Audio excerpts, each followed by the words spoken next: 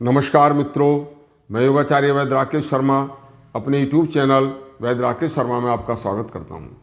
मित्रों, आज हम एक ऐसा फल की चर्चा लेकर आपके सामने लेकर आए हैं कि जो बहुत ही वैसे तो आपके मंदिर में शंकर भगवान पर देवताओं पर चढ़ाने के अलावा उसका बहुत ही अपने आप में चिकित्सा में बहुत ही शानदार महत्वपूर्ण योगदान है। उसका नाम है धतूरा। जो धतूरे का पेड़ होता है वह आपको सड़कों के किनारे पर, बागों में, जंगलों में अपने आप उगाता है और बहुतायत में मिलता है। देखिए, धतूरे का जो फल है वह कृमिनाशक और विश्वनाशक होने के कारण अपने आप में बहुत ही गुणों को समेटे हुए है। इसके अंदर इतने गुण हैं। वैसे तो सामान्य रूप से यह बालों से लेकर, इसके रस निकालकर बालों में लगाने से लेकर और छोटे मोटे जो उपाय हैं, जिस तरह से सिर में आपकी वो डैंड्रफ हो जाती है, फ्यास हो जाती है, उससे लेकर और छोटे मोटे बहुत उसमें काम आता है। लेकिन विशेष रूप से जो इसका कार्य है, जो हमने आजमाया है, वह है वो बहुत शानदार। उसे ढंग से देखना और सुनना। देखो, यदि किसी बहन बेटी के, बहुत सी स्त्रियों के जूं पड़ जाती हैं सिर में, यदि किसी के सिर में जूं पड़ जाए, छोटी छोटी लीक हो जाती हैं, तो उसे धतूरे के पत्तों का रस निकाल कर और उसे गर्म करके और अपने सिर में अच्छी तरह से लगाकर 4 घंटे को छोड़ दो और 4 घंटे के बाद सिर को धो दो।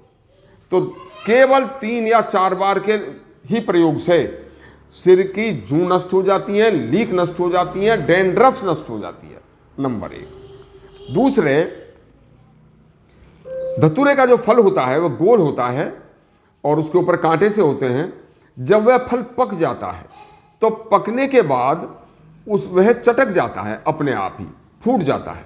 तो उसमें से जब फूट की तरह खिल जाता है तो उसमें बीज होते हैं। उन बीजों को निकाल लो।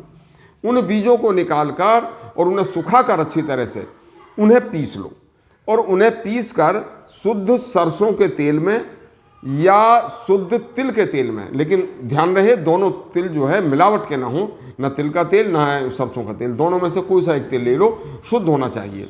उसमें उसे अच्छी तरह से पका लो और जब जो पाउडर पीस कर आपने उसमें डाला है सरसों के तेल में, तिल के तेल में, जब वह पाउडर जल जाए तो उसे छान कर ठंडा करके शीशी में भर कर रख लो। यह जो तेल है, यदि किसी भाई को, भगवान ना करे, किसी को कोढ़ हो गया है, किसी का कोई घाव नहीं भर रहा है, तो कोढ़ पर भी यह तेल दिन में 3 बार लगाएं। जो घाव नहीं भर रहा हो उस घाव पर थोड़ी सी कहरवा पिष्टी मिल जाती है, पतंजलि की ले लो, किसी भी कंपनी की ले लो, वैद्यनाथ की ले लो, उसे उसके ऊपर बुरक कर यह तेल लगा दो तो कोढ़ का घाव भी नष्ट हो जाता है। यदि कोई घाव जिसमें कीड़े भी पड़ गए हों, उस घाव को भी इस धतूरे के पत्तों के पानी से, पत्तों के रस से, धतूरों के पत्ते लिए, उसका रस निकाला, उससे धोकर और यह जो तेल बताया मैंने, धतूरे के बीज पीस कर और सरसों का तेल या तिल के तेल में इसको जलाकर और अच्छी तरह से ये तेल लगा दीजिए, तो वह घाव के कीड़े भी नष्ट हो जाते हैं और घाव बहुत जल्दी भरना शुरू हो जाता है। बहुत से लोगों को, जिनको मधुमेह होती है, उनको गैंग्रीन नामक एक घाव हो जाता है, गलाव पड़ जाता है पैर वगैरह में, फिर उनको काटना पड़ता है। इससे गैंग्रीन तक भी ठीक हो जाती है। यह बहुत ही शानदार, बहु उपयोगी और बहुत बार परीक्षित किया हुआ है, बहु परीक्षित है, बहुत अच्छा प्रयोग है। तो धतूरे का भी इस तरह से आप लाभ उठा सकते हो।